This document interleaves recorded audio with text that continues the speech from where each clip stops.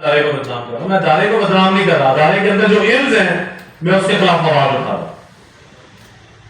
اور اگر ہم آواز نہیں اٹھائیں گے تو انڈیا سے کوئی نہیں آئے گا نہ آپ کو ٹھیک کرنے، نہ کوئی بنگلہ دیش سے آئے گا، نہ کوئی افغانستان سے آئے گا. ہم پاکستانیوں نے ہر ادارے میں جہاں آپ جس پروفیشن میں خدا کے واسطے ان چیزوں کو سامنے لانا شروع کریں. رائٹ آف انفارمیشن سب کے پاس ہے، یہ پتہ ہونا چاہیے کیا ہوگا معلوم. اچھا جی، یہ ایک بڑا انٹرسٹنگ ہے جی. ایک بچے نے کل مجھے بھیجا، یہ ایک آفیشیل پورٹل بنا ہوا پاکستان انجینئرنگ کونسل کا. اس بچے نے کہا مجھے اس نمبر سے بار بار کالیں آ رہی ہیں، یہ چیئرمین صاحب نے آگے سے جواب دیا ہے. چیئرمین صاحب کی طرف سے آفیشیل رپلائی گیا.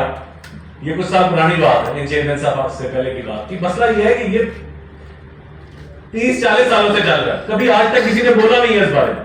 فرق یہ ہے.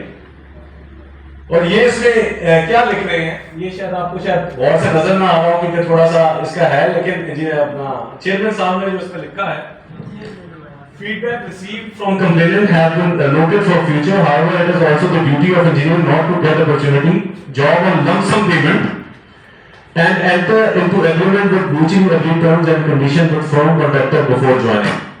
No further action needed. یہ چیئرمین پاکستان انجینئرنگ کونسل کے چیئرمین صاحب کی طرف سے آفیشیل پورٹل پہ یہ رپلائی موجود ہے.